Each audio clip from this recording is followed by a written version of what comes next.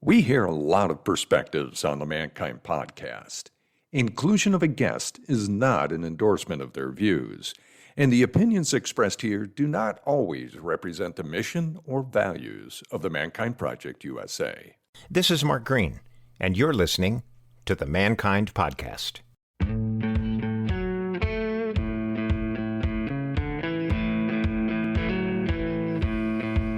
Looks like the rain has gone.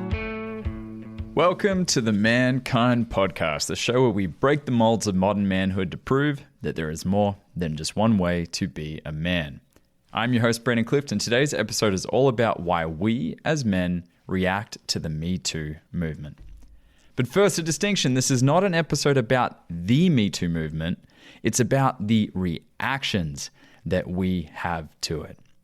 So to help us better understand this deeply contentious topic, we have the author of the Little Metoo Book for Men, Mark Greene, join us to help paint the picture as to why a movement like Metoo has people feeling like men are having their identities attacked.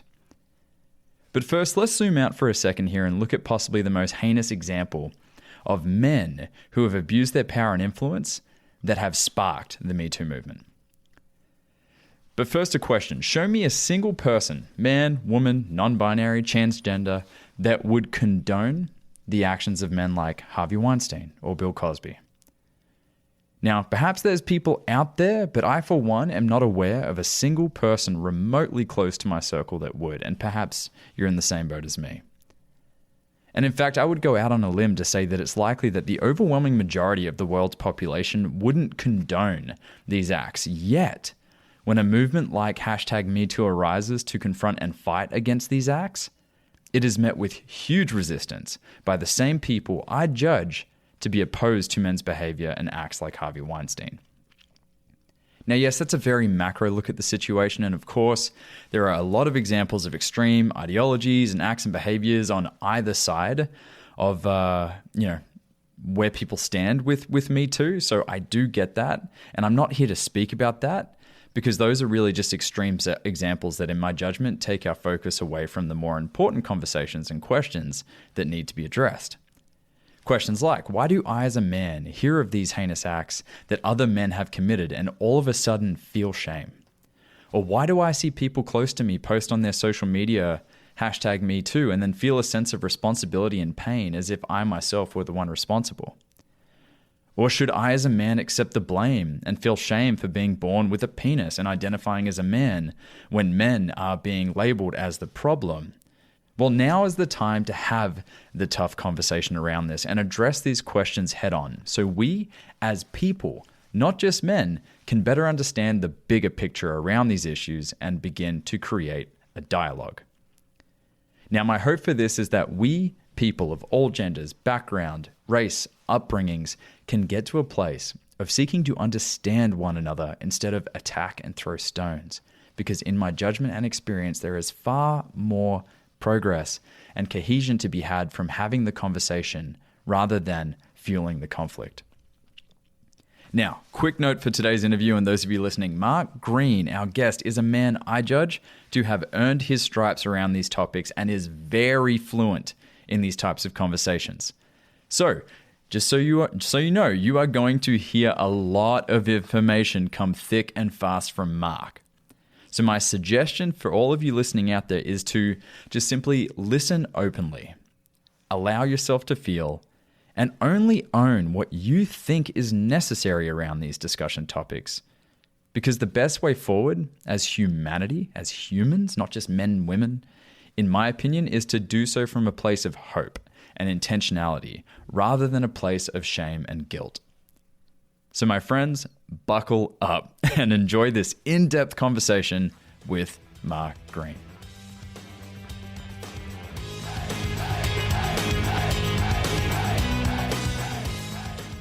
Well, good morning. First, thanks to anybody who's taken a moment to listen. I want to just give you a sense immediately. I've been writing for over 10 years about masculinity as a senior editor for the Good Men Project, and also I've authored a couple of books, Remaking Manhood and the Little Metoo Book for Men. I also co-authored a book with my partner called The Relational Book for Parenting. So Part of my work is about the problem statement, which is the challenges that men face in terms of our, how we view our identities and how culture has taught us to perform being a man.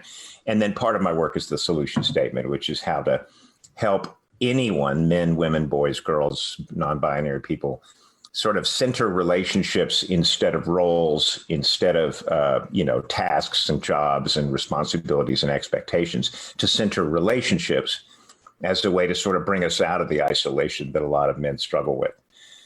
So if we're going to begin with a conversation about the ManBox, I want to note that when I reference the ManBox, I'm talking about the work of two men.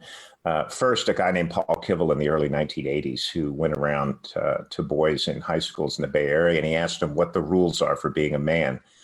And what he ended up conceptualizing out of the answers he got is something that he called the act like a man box.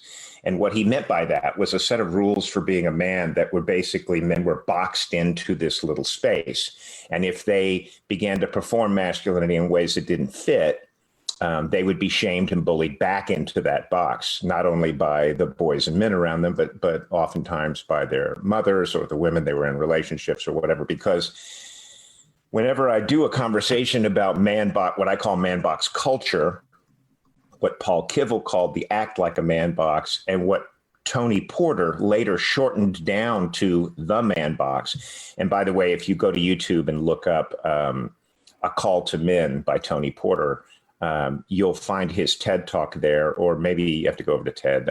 It's probably there as well. But his talk, Tony Porter, A Call to Men, his talk about the ManBox is really powerful as well. So when I have a conversation with a group of people, at a conference or wherever, and I say the ManBox, the rules for being a man, I don't typically have to name them because everybody already knows what they are. Yeah. And if we were in a chat situation right now, I would say, type in the rules for being a man, and what would pop up are things like don't show your emotions, make a lot of money, be tough, don't show weakness. And these are some of the primary rules of the ManBox that we all grew up with and all came to understand. There are some other rules of the ManBox that we understand, but we don't volunteer as quickly because they're a little uglier. But another couple of rules that Paul Kivel arrived at in his work was be heterosexual, not homosexual. That's another rule of the ManBox. And one of the most challenging ones is have control over women and girls. And when we talk about these rules of the ManBox, when I get to those rules, sometimes men go, hey, no, it's not a rule. That's not a common thing. We don't have control over women and girls. But there's an organization called Promundo, which has been studying and doing research about ManBox and ManBox culture since the late 1990s. And if you go, this is one more resource for you. If you go and Google Promundo, the ManBox, you can download a PDF of their summary report, which is published in 2017. And just as an example about this question of controlling women and girls, they asked a research question of men in Mexico, the United States, and Great Britain. And one of the research questions they asked, it's a very simple yes-no question. The question they asked was, I'm paraphrasing here a little bit, was if you're in a relationship or you're married to a woman, do you as a man have the right to know where she is at all times? A simple yes or no question. And the country that answered that question, yes, by 46%, 46% of men in the United States, not Mexico, not Great Britain. The United States had the highest percentage, and 46% of men in the U.S. said, yes, I have the right to know at all times where the woman that I'm in a relationship with is. So that's a pretty controlling frame, and you'll find a lot more data in that report. But what this all boils down to is that we all have a culture of masculinity, ManBox culture, which is the overarching, larger, systemic process by which boys and men are taught how to be a man. And we're taught this beginning in infancy. So we're taught this by our mothers and our fathers. Don't show your emotions. Don't be a crybaby, man up, be tough, all that stuff. We're taught that beginning in infancy, and we're taught it by our mothers, our fathers, our brothers and sisters, the kids in the neighborhood, other students at school, teachers, coaches, ministers. It's in all the media. It's in all the stories we hear. It's so ubiquitous and so overarching, this ManBox culture, these set of rules for being a man, that it's invisible to us. For us, it's like, yeah, my brother and my dad taught me about being a man, but basically we don't see this larger cultural conditioning. It's so ubiquitous that it's invisible to us. So we just see it as our identity. It's just me. ManBox culture is just me. And what is important to understand about the rules of the ManBox is how they get enforced.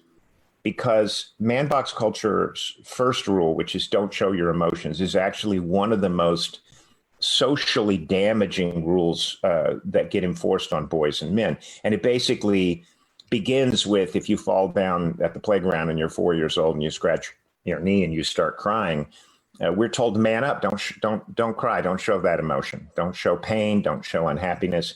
But it speaks to a whole bunch of other forms of emotional expression as well. Boys and men aren't supposed to show a lot of joy or need for connection or giddiness or happiness. They're not supposed to show when they're deeply unhappy, when they're feeling alone, when they're feeling grief. All of these emotions are considered to be feminine emotions, right? But we're allowed anger. Oh yeah, do anger all day long. Yeah. Because that's an assertion of dominance, right? Mm-hmm. So the thing, though, that happens to little bitty boys as soon as they're, up and just toddling around, we police them out of the expression of emotion using the denigration of the feminine. So we take all these natural human capacities for communication and expression and connection, like empathy, like, connection across difference, like caregiving, tenderness, all these things. And we say, oh, that's feminine. That's what girls do. Boys don't do that. Well, it's not true. These are all just universally human capacities, and they're very powerful for forming authentic connection and friendships, right? So instead, we take all these capacities, we gender them as feminine, and when boys begin to express them at an early age, what do we say to them? We say, what are you, a girl? What are you, a sissy? Yeah. Or what are you, gay? Yeah. And in that moment, we begin to train boys out of authentic expression and into these sort of stereotypical masculine performances of strength and dominance and all that stuff. And what it does is it blocks boys off from the trial and error work that we need over the course of a decade or 2 decades to learn how to do nuanced expression. So we can do anger all we want. We can do loud, boisterous, angry expression of emotion, but everything else is cut off. And it is in that nuanced expression of emotion that we actually form more authentic, real relationships with other people. So the end result of ManBox culture is that boys are trained out of connection. And then all we're left with is sort of a hierarchical, domination-based masculinity, which means we get slotted into our place on the hierarchy of manhood, and those above us we accept domination from, and those below us we're expected to bully and dominate and control through the enforcement of these rules in the ManBox. And there's always, the 10% of kids at school, boys who don't do it well enough. They may be a little physically small. They may be a little effeminate. They may be doing versions of masculinity that don't fit. And they're universally targeted for bullying 24/7. And that's how we warn everybody in the ManBox what'll happen if you don't do it right. And that's also how we allow boys and men to vent the anxiety and the anger and the frustration that comes out of living within that very narrow set of rules for being a man. And in my generation, we grew up with this stuff 24/7. This, what are you, a girl? What are you, a sissy? What are you, gay? Policing.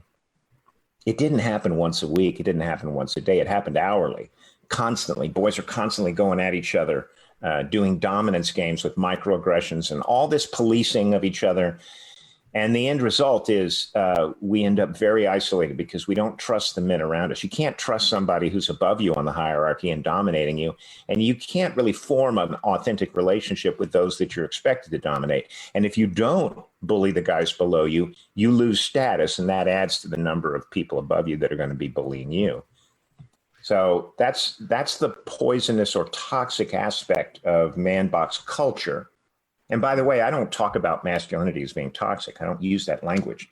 Yeah. What I talk about is the culture, the larger dominant culture of masculinity, ManBox culture, as being harmful to us and harmful to women and girls.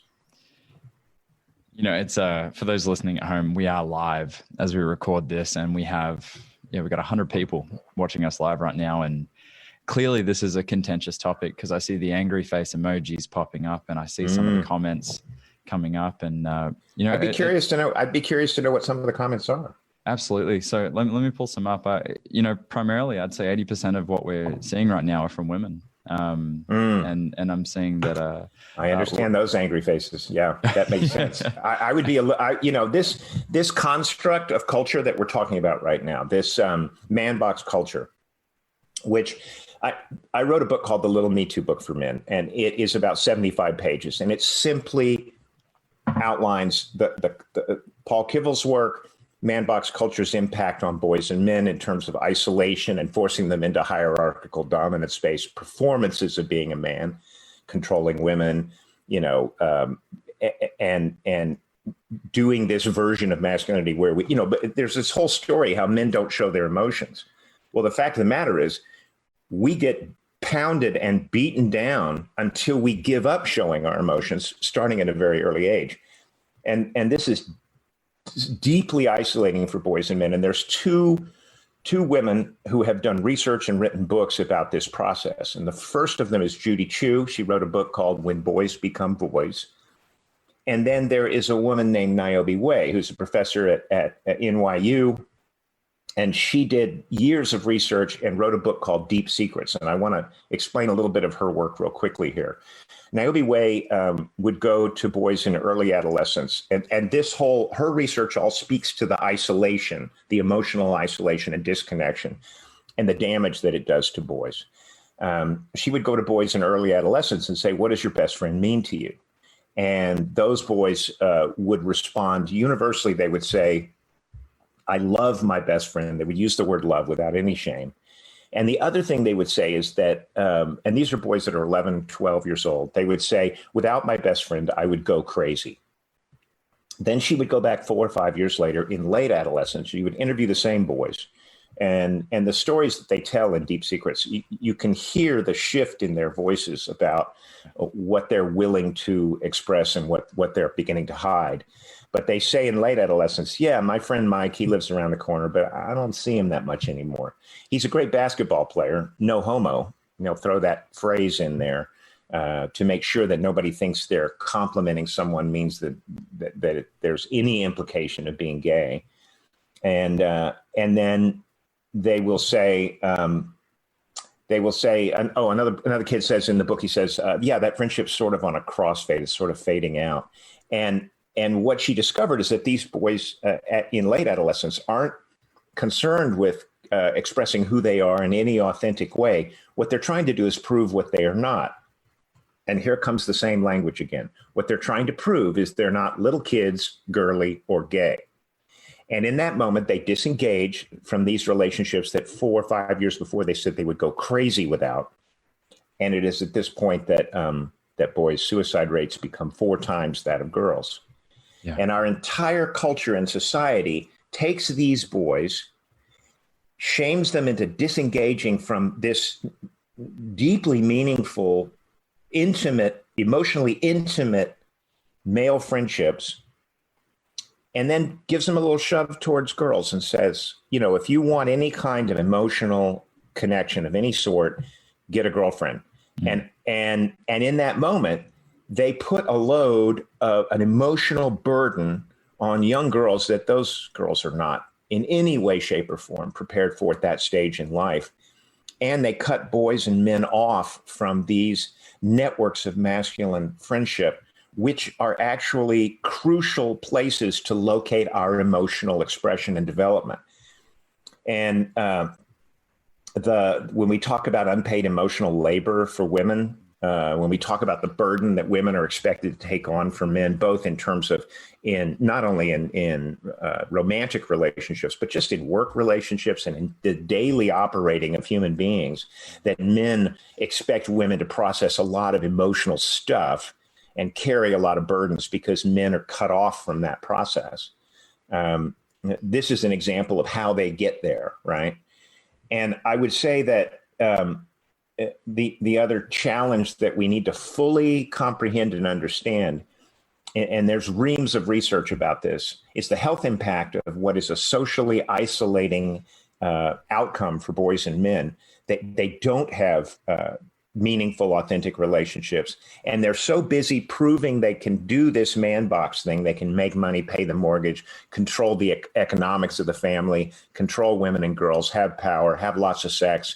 You know, if they have conversations, make them about cars or money, don't talk about anything deep. All that stuff that they're performing means they're having to hide significant parts of who they are that don't fit that. And for gay men, especially gay men of my generation, their story often was how long they hid who they authentically were, how long they hid their own sexuality, which we can't even, as a straight white cis man, I cannot even comprehend how difficult that must be. But we're talking about some microcosm of that for all men, because every single one of us has distinctive aspects of ourselves, either what we aspire to be, how we want to express emotionally. We may be somewhat gender fluid. All of these things are forbidden and hidden. And we begin to shame those aspects of ourselves to the point where we don't take the risk to say anything authentic. And in that moment, all of our male friendships, such as they are, become surface level. They're friendships of proximity. So if I'm friends with the guys at the gym and I change gyms, I just drop all those friendships and pick up the next one because they're all the same, right? You know, we're all just performing this surface level, hey, how you doing? Talking sports, doing whatever, when you walk into a group of men at a bar, we do this all the time. We immediately begin doing microaggressions to figure out the status of the men in that group. And when we settle into our spot, apparently I'm number 3. I get to pick on this guy's team, but these guys get to make fun of my haircut. You know, it's asinine, right? So there's so much there that I want to pull out and pick, as well as I'm making sure to read some of the comments here. You mentioned the point of how, like, we have these natural feelings of wanting to connect. Let's just say it's just, in my judgment, biological, that we just want to connect. Of course, it's crucial to our survival as a species, actually. Exactly, as well as thriving. You know, it's survive or thrive. Like that's kind of where the brain picks. But then we see examples of people that possibly get those feelings and then swing in the opposite direction. Like it's almost like they double down on the opposite side. Like we see examples of, evangelical Christian preachers that are caught in gay clubs or brothels, or we see examples of people that are essentially like picking a side, almost wanting to attach to an identity that might hide them further or keep them safe from a potential truth that might be within them.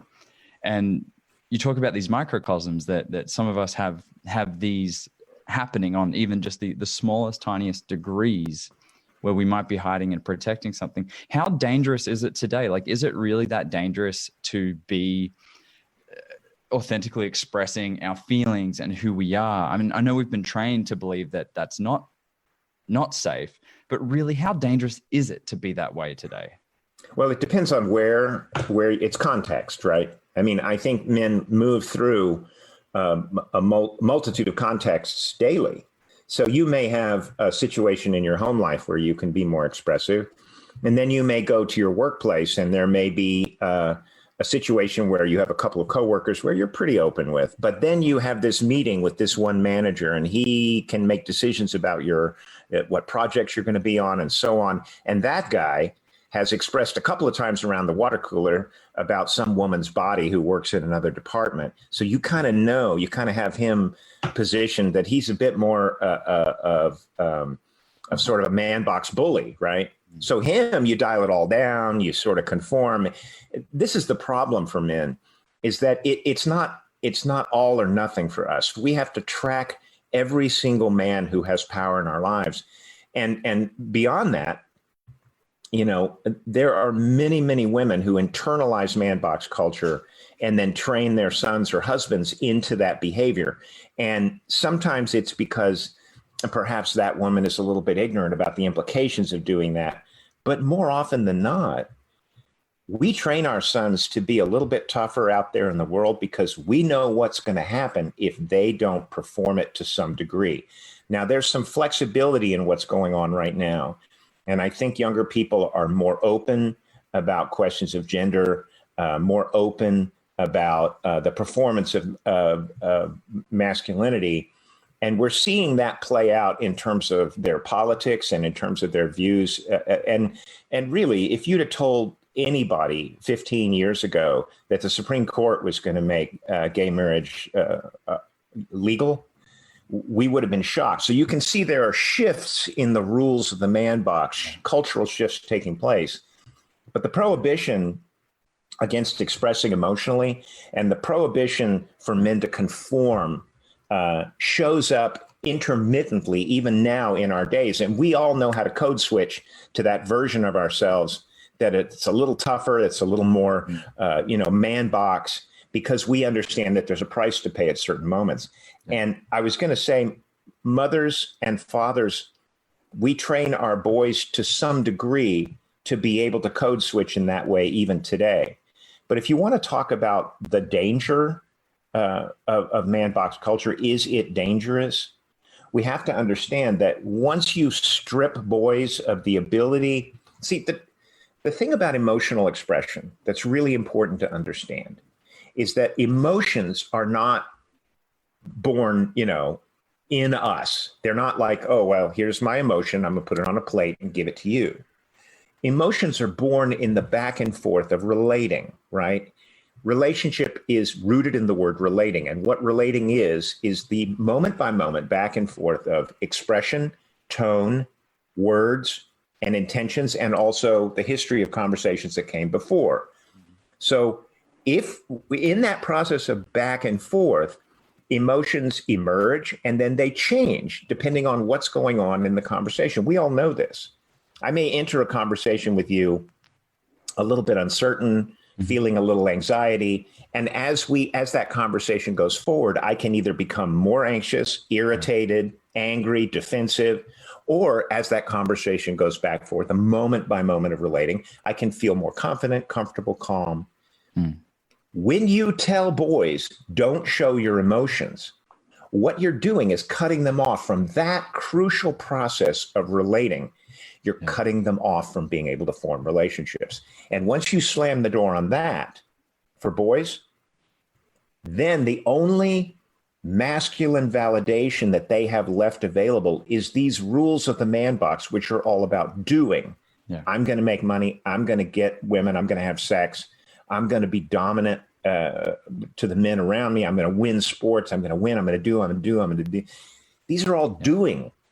The man box is, if you look at the rules of the man box, it's all about doing. And of course, it doesn't matter what you did yesterday. Did you do it again today? I don't care how much money you made yesterday. Did you make money today? I don't care about whether you had sex yesterday. Did you have it again today? When you talk about men expressing their masculinity through doing, you're talking about a culture that doesn't care who we are as individuals, doesn't care who we are authentically. It's not a culture of being. We don't get to be men. We have to do masculinity, and we have to prove it again and again every day. So men grow up with this mindset of, okay, what's going on in the room? I'm tracking. Is there an alpha in here? I gotta stand up to him or show him where my status is. Men are constantly asking themselves, am I doing enough? Am I rich enough? Am I tough enough? Am I strong enough? Am I kind enough? Am I doing enough for my kids? Enough. And it's exhausting, and it creates a lot of anxiety. And for men who are relatively centered in terms of their compassion and their willingness to be helpful, even men like that can be exhausting to their partners because they're constantly, have I done enough? Have I done, because it's all about doing, right? But men who have an edge, who are carrying trauma, who have too much darkness, they're constantly trying to prove their dominance over and over. It's relentless.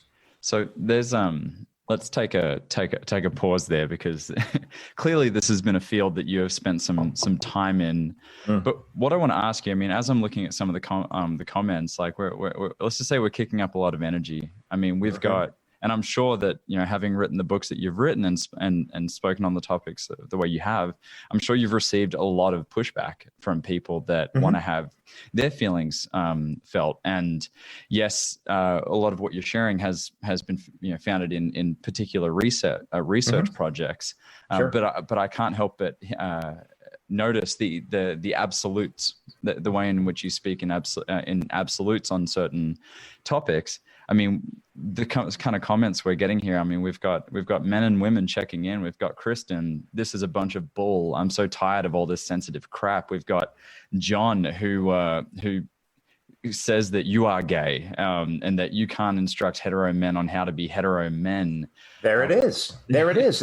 I mean, look, I'm very grateful for people who make comments like that because they're proving my point. Here's the problem, the fundamental challenge we face. Masculinity is and should be a plural. There should be a vast range of ways in which we perform masculinity that are all equally acceptable. I do not believe that there is any wrong way to do masculinity. So you can have what is more traditional masculinity, men as providers, I grew up in Texas. I grew up shooting guns. I understand exactly what we're talking about in terms of what that traditional masculinity is. And I knew men back then who would no sooner tell another man how to do masculinity than because it's fundamentally alien to them that they would presume to do that, right? So there are traditional men who are not policing other men. But the problem we face is that we don't let men do whatever comes naturally to them. We put them all in this box and we police them. So the problem isn't traditional masculinity. The problem is defining that as the only acceptable way to be a man. And the challenge that we face when someone says you're gay, you have no right to tell heterosexual men. Well, tell my son I'm gay or tell my wife, they'd be a surprise to them. But the way that he policed me in that moment is exactly the language that you see. Don't be a little kid, girly, or gay, right? That's how we define the policing process. And in the moment that we do that, in the moment that we tell a kid, don't be a little kid or girly, this is the other aspect of the ManBox, which is deeply problematic. We're telling them that women are less. So we train boys out of emotional connection and expression while we also teach them that women are less. So you have women who are essentially internalizing aspects of ManBox culture. So they want a man who's tough, who's a provider, who's a leader, who has the last word. And when he finally shows up, he likely has contempt for her as a woman, as being less. So he's going to condescend to her, he's going to control her, and ultimately he may dismiss her point of view. And this is what ManBox culture creates. And I'm sorry, folks, if it seems like sensitive man crap, but I will tell you this. When you talk about social isolation, when you talk about disconnection for boys and men, and Cigna did a study in 2018, and they found out that half of the people in America, boys and girls equally, feel sometimes or always alone. And another way to describe that level of loneliness is chronic isolation. And when you have chronic isolation, the health impact is equal to smoking a pack of cigarettes a day. It increases your levels of heart disease, cancer, diabetes, neurodegenerative diseases. All of that stuff goes up. And I'll tell you a simple fact. They've done research. It's out there. You can, and this is peer reviewed. This is hard science research. That boys or that men who are in successful marriages but do not have a circle of meaningful male friendships still face the same health risks. It's not enough for men to be married. They must have a circle of authentic male friendships, or they face the same higher risks for heart disease and cancer and other ailments. It literally kills us. We're so disconnected, and we're so busy proving we're real men, and we're so busy calling other men gay or referring to sensitivity crap that we're essentially dying earlier. Mm. Does that speak to the notion again that we as human beings are communal? Like we're communalistic. We see this when people leave the military, the struggle of returning home, not just from it could be TBIs, not just from the experience of witnessing and experiencing warfare, but losing that communalistic feeling. We see that what that departure looks like when people actually have that feeling of community. So this isolating, you're saying that directly relates to how people take care of themselves or don't take care of themselves going forward in life. My experience of my own time in the ManBox, and I spent decades trying to prove that I could do all those things. And I think we as men get sidetracked out of relationships and close friendships by what is a very attractive thing, which is, in our 20s and 30s, we begin to figure out how to make money, and we realize, I can get a mortgage, I can buy a house, I can fix all that up. The acquisition of the markers of success for men can distract us for decades, right? But many men arrive at a point where they say, I have this lack of connection in my life. And women talk about this all the time, that my husband isn't very social. It's up to me to make the social connections, and he's just friends with whoever, I bring into the household, and he doesn't seem to express much. And all of these things, which are just signals of disconnection or isolation for men. Yeah. And when I went to the Mankind Project, when I did my own weekend there, I was already well into my 50s. So I had spent half a century out of connection with men, not having close friendships, always being a little bit like, well, I'm not sure if these guys are buying my bullshit. I don't really understand why we never call each other. We've been friends since high school, and we talk once every 2 years. What is this that we're doing? This doesn't feel like friendship at all. It feels like disconnection, right? And when we do get together, we drink beer for 5 hours, and I don't know any more about their lives than when I got there, right? All this sense of masculine disconnection, I eventually had to face that for myself in my Mankind Project weekend. And what I discovered was, after a lifetime of being policed into doing it right, I didn't trust men. Yeah. I didn't trust them to be friends. I didn't trust them to know what was going on for me. Yeah. And it was only after I went to the Mankind Project weekend and sort of broke out of that view of men as something that I had to track and be careful about, and instead found out that men, when they're ready to form relationship and have honest conversations and really connect, it's a different world for me. For me, it was, and I think for most men, it's a different world when you're in the room with men who are ready to form connection, because we stop tracking each other's markers of status and start seeing each other as individuals who have our own struggles and need for connection. Well, and that's what we start to learn sitting in circle, is that, I've sat in circle with men for over a year that I had no idea what they did for a living. And then one day pull up in a McLaren and I'm like, whoa, like someone lent that to you? And they're like, no, it's like, I like sports cars and I earn money and I drive them. And it's like, cool. Like we were able to connect on a level outside of like. Right. But you didn't have to immediately look at that car and go, well, his car's better than mine, so he's not going to want to talk to me. So inherently my penis my penis is smaller and I'm not worthy. Like he's not going to talk to me because I don't have the McLaren penis. Right. Yeah. But why do we do this? Why are men so quick to be surprised? Oh, this guy who's a friend of mine has a status symbol that I don't have. We're so used to being on that other marker of validation, right? Yeah. You have these markers, therefore you're above me. Well, we learn that in marketing as well. Like, my experience in marketing, I work with a marketing agency as a business coach. And one of the things we talk about is, when you're promoting a product or service, is what's going to help them gain status. What are the risks in their life that are going to cause them to lose status? And these are the things that we play to. So without getting into that rabbit hole, because I know there's a lot to be spoken to on that, video games, television shows, who does the who does the hero in the story generally But look like? you know why it works, Brandon? It works because it's in the absence of authentic connection.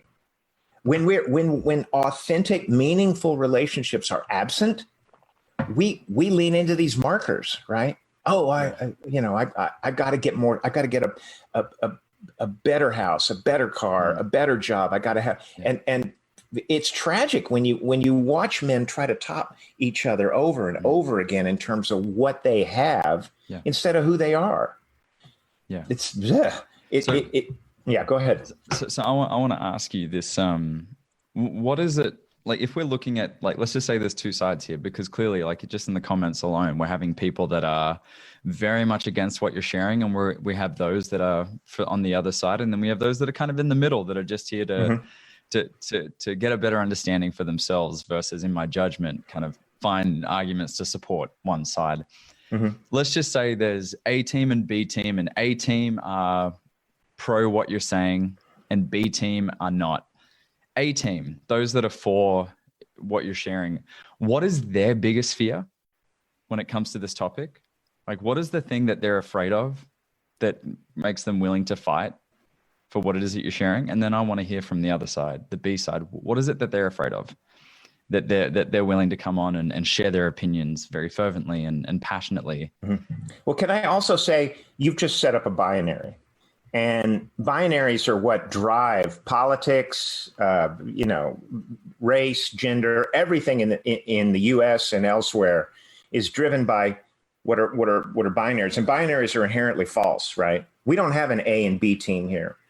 If you took the B team, you'd probably find a wide range of different reasons why people may be saying, this guy's full of shit, But where they're coming from and what they're about, if you've strung them out on a spectrum of points of view, you might find some people on the other team, their spectrum overlapping, right? Because sometimes we speak from a place of frustration and anger, and sometimes we speak from a place of compassion. And some of those people could flip back and forth if they thought in terms of more about connection and curiosity and less about, but what I also want to be really clear about is this distinction between culture and identity. Because often when you start to talk about masculinity at all, because we don't see this larger culture which informed what we believe, men feel it as an attack on identity. It feels like you're telling me that I'm not doing it right. And in that moment, they get triggered because we've spent our whole lives being policed into doing it right. But men often, you see men on the internet all the time, get really reactive about what they describe as liberals or feminists or whatever, trying to tell them how to live, trying to tell them how to be a man. And the reason they're so fed up with it instantly, but they're not conscious of the fact that we've spent our whole lives being told how to be a man, being policed by all the men around us. It's a huge disconnect for us.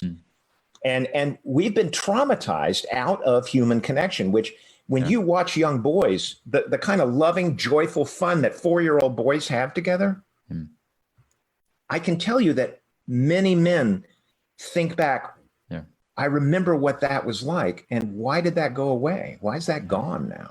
Well, it's gone because our culture trains it out of men. We're not allowed to have that joy anymore. We're not allowed to have that fun. When I went to the Mankind Project and did my work, and believe me, it was not pretty. It was not easy. But when I broke out of this idea that I don't trust men and I hate men and fuck men and I'm sick and tired of being told, what a man is by these guys, and I'm exhausted, I'm so lonely, I don't know what to do. Instead, I found that joy again. I found that, like, this guy's not like me. He doesn't think the way I do. He doesn't live the way I do. But he likes me and I like him because we're human beings, right? And we're connecting authentically. We're not trying to figure out how to say things that the other person will agree with. We're not trying to figure out how to prove we're part of this little bitty team of conformity. Instead, we're being human. And in that moment, we all come out of that trap. But in the meantime, there's a lot of reactivity to this conversation because I don't get to talk about masculinity. No one does. The rules are obvious. Just do them. Yeah, and case in point, as before, I'm happy we set that up the way we did on the conversation of things getting binary. Another message is pick a side. Of course. Pick a side. No gray area. No gray area. I don't allow you to have a gray area. I don't allow that, because once that starts to happen, then all my belief systems come into question. Yeah. And I don't want to question my belief systems about being a man. Yeah. Instead, I want to punch you in the face, because that expression of anger is perfectly allowable. And when you start to make me question these performances of masculinity I've been doing for decades, the anxiety of all of it starts to come up for me. And ManBox culture teaches us, when you start to feel anxious, pick a target. Pick women, pick immigrants, pick liberals, pick conservatives, pick whatever group you want. But other them, create that binary, pick the right and wrong, and then express through anger and violence. And there is a direct correlate. Once you teach a boy, and we spend, a decade teaching boys this. Once you teach a boy that women are less, instead of teaching him, don't make yourself feel better by putting other people down. When you teach boys that women are less, girls and women are less, don't be a girl, whatever you are. It's not that difficult to then teach them that, people of color are less, or BIPOC, LGBTQI, immigrants, people with the wrong religion. It's a slippery slope whereby that binary gets applied to everything. At which point you're easy to manage. All I got to do is point at a binary and off you go. It allows you to cement yourself at a certain status, at least within yourself, even though others may not be seeing it. And you don't have to do that internal work, which is ugly work. It's difficult. Niobe Way says when you teach a boy to not show his emotions, it's essentially traumatizing, because it cuts him off from the world. At which point, every other issue that we face as men, and every other issue we face socially and culturally, is born out of that. She talks about the fact that we have a version of maturity in America that essentially that breaks relationships, that instead leans on roles and hierarchies and tasks. And we don't, it's not authentic connection. What do you know about the people in your own life? What do you know authentically about the people you work with, or the men who you're friends with? Some of us know a lot. We know about the struggles and the difficulties and the challenges and the joy. Others of us don't. We're like, that guy, he's pretty much a guy, you know? This brings up a lot of experiences that I've been very fortunate to have on New Warrior trainings, having staffed in different areas, not just in America, but around the world. I've been able to experience a lot of differing opinions, a lot of differing belief systems. As an organization, for those listening, the Mankind Project is non-denominational. Gay, straight, black, white, atheist, Jewish, it doesn't matter. Your background, where you've come from, if you want to be a better man, we'll hold space for that. And it's been nothing short of powerful to see men that are diametrically opposed on just about everything. But what links them in their Venn diagram is that desire for connection, is that desire to feel a sense of, I guess, not feeling isolated. I mean, I've seen men go toe to toe just on politics, like just going at it, Trump this, Biden that, and just neck and neck. And then at the end of the weekend, know that there is still a connection there. There's still something to be learned from one another. And it's that ability to stand in the fire. I like to coin it standing in the fire, being able to have the uncomfortable conversations, not just through a keyboard, but actually stand toe to toe, nose to nose with someone and have those conversations. And that's something that I'm really proud of the Mankind Project creating, is that we can have those really, really nasty, uncomfortable conversations and realize that, hey, there's still an opportunity for connection here. So do you feel like we're achieving anything as a society by creating these binary rules, by creating these, if you're on the right, you inherently love guns, and if you're on the left, you're a socialist? Is there any progress that's coming from this, or is it just kicking up a lot of dust and a lot of confusion and a lot of mess and moving us nowhere?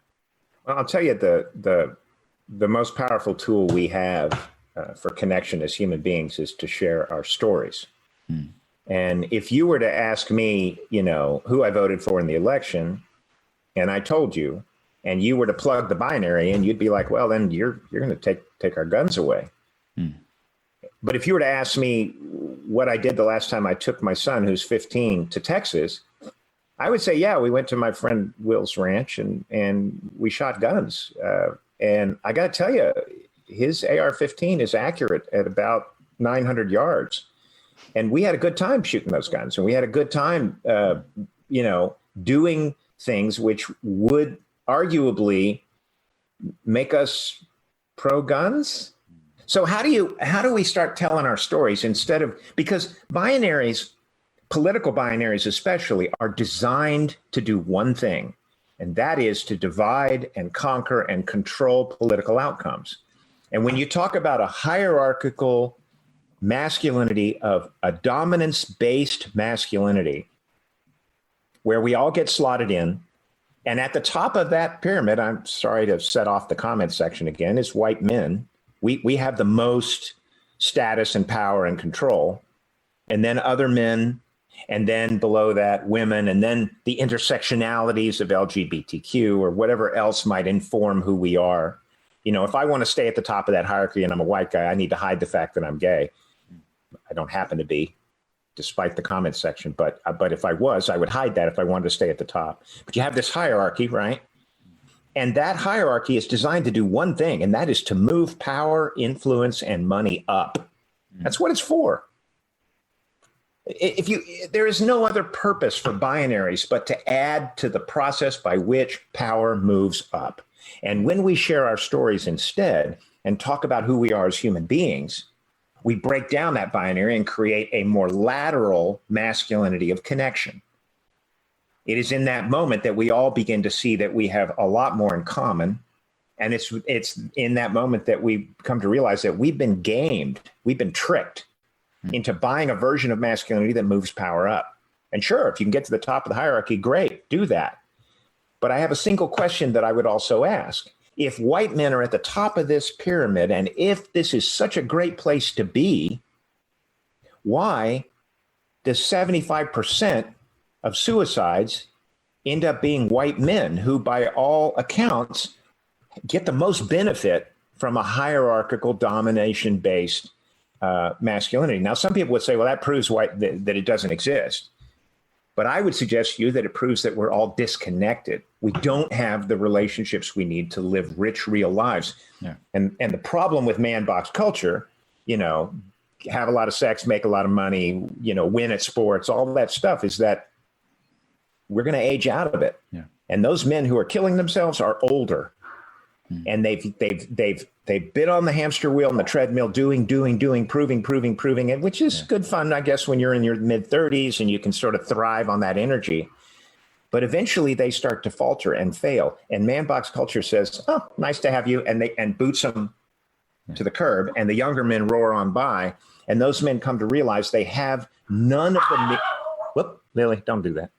We have none of the meaningful, authentic relationships we need in order to deal with a crisis, right? And divorce, loss of a job, health problems, all of these things are coming for us. They're coming for us sooner or later, every single one of us.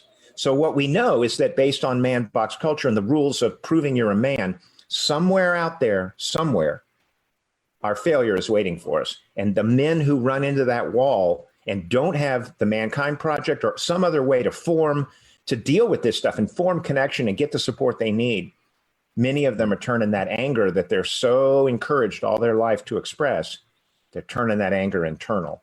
Yeah.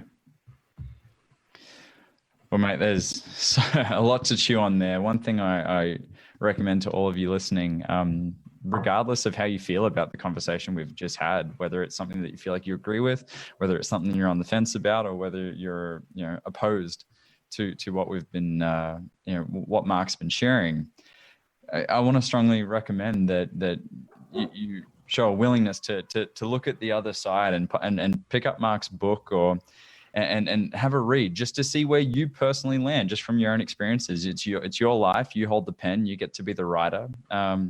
But I want to encourage that eagerness, or at least willingness, to learn the spectrum of all angles and sides here. I think we can all personally grow from that. bit of a speed round for you, Mark. You know, here at the Mankind Project, obviously we believe very strongly in the importance of emotional literacy, emotional intelligence, and connecting with our emotions. So I'm going to give you a quick speed round of your emotions, and we're going to go through the 5 as we coin them: mad, sad, glad, fear, and shame. Yeah. So I want to start off first. Mad. What's something that makes you angry? All the years I spent out of connection, all the years I wasted. Okay. And thank you. So Matt, and sad. What brings you sadness? I think the damage being done in the world over and over again by people who really just want to be validated. They just want to be seen, and we don't do that for them. And what about glad? What brings you the most joy? I think my connection with other men, my connection with my son. I've always had a pretty easy time feeling like I could connect with women, but for years, men were a puzzle I could never figure out. And now, and every time I meet a man who's in the work, Brandon, like yourself, it just lifts me up. I just feel happier because I realize, wow, all that connection from way back then is still here. It's still available to me. Pre-COVID. Zoom call works for me. I mean, I'm feeling it. I feel a connection now with you, and I know that you're out there doing this work in the world and trying to just invite men into connection. That's all we're doing. Mm-hmm. Do it any way you want. Any one of us. There are as many masculinities as there are men in the world. Do it whatever way is right for you. Yeah. But come into connection. What about fear? Lord, I've run out of things to be afraid of. You know, we spend our lives terrified of failing, of being found out, of being beaten up, of losing our job, of going broke, of failing in our marriages. And shit, Brandon, I've done all that. I've done enough of that. I've done so much of it. I frankly, I guess I'm afraid of dying at this point, but not much else. Very nice. And here's the curveball that I think, in my experience working in men's work, is the emotion that trips up most men, and I believe it's our connection to this emotion that I believe gives us the edge in understanding shame. What is it that brings you shame? I think one of the things we learn when we live in binaries and when we're constantly trying to prove we're good enough is we learn to hold our shame as a weapon against other people, to shut down conversations, to stop people from poking us in places where we don't want to be. We don't want to deal with that. So shame shows up as victimhood or grief, and you can see it rise up sometimes in me when I'm being challenged to own my own bullshit, my own fear, my own whatever's left of that emotion in me. The ways in which I get reactive, I can't do that today. I'm not up to that right now. And sometimes it can come out as, all right, I'm not a good person. I suck. I'm a terrible person. And how many times do men say that to people they love and care about? I'm just a fuckhead, I'm sorry. That's the way it is today. All of those things come out of that shame and that unwillingness to do the work to free ourselves from it. And we are given a lifetime of shame because when we get policed about how we're men, it's ultimately designed to make us ashamed of those aspects of ourselves that are authentic. So when you talk about shame, when you talk about fear, when you talk about loneliness and isolation, this is the water we swim in and the air we breathe as men. And until we own that I am ashamed of things I've done, when you live in ManBox culture, you don't get off easy. You have to say crappy things about women. You have to say shitty things about gay people. You have to talk in those ways to prove you're part of that hierarchy. You have to validate that version of masculine women. They're all idiots. that kind of language. And when we look back, we said what we had to say to survive, right? To just to get through the day with the alpha males in our group and with the bullshit going on.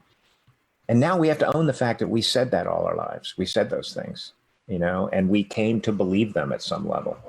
So if there's any shame, I'd say that's it. Yeah. Well, mate, thank you for taking the time to share us your thoughts and this these trenches that you've been in for a couple of years now. It's been very insightful, and I want to also thank all of you wherever you land on this topic. I really want to genuinely thank all of you for being thank you for listening to whatever degree you were able to.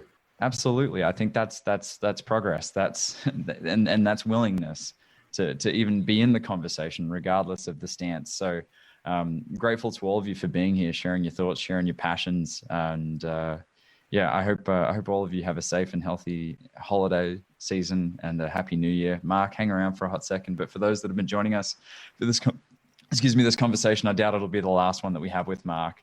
And I'm looking forward to when we get to bring that to you again. So all the best. Happy New Year. Anything else you want to share, Mark, before we jump off? Nope, that was it. If that wasn't enough, I don't know what else there is. Thank you for listening. I know I was talking a lot, but I try to get it all out there. So thank you for anyone who hung in there with us. Thank you. This has been the Mankind Podcast, produced in association with the Mankind Project USA. I have been your host, Brandon Clift, and I personally want to thank our guests for joining us today and imparting their wisdom from their experiences in this amazing journey called life. And of course, I want to thank you, the listener, because through your attention and your support, you make it a heck of a lot easier for us to let men out there in the world know that they are not alone and that there is more than one way to be a man. Special thanks, of course, goes to my incredible team, Marketing and Communications Director Boyson Hodgson, producer and editor of this episode, Michael Russo, who makes me sound so much more intelligent than I actually am, so of course, special kudos goes there. And if you've been enjoying the music throughout this episode and all of our episodes, check out Jim, Donovan, and the Sun King Warriors. I have links to them in the show notes. Now, the fee for this episode is simple. If you found gold and insights that you believe could benefit your loved ones and those you care about, be sure to share it with them. And of course, remember that life doesn't happen to us, it happens for us, so long as we rip the pen out of fate's hand and become the author of our own story. So my friend, pick up the pen and we'll see you next week. Lots of love.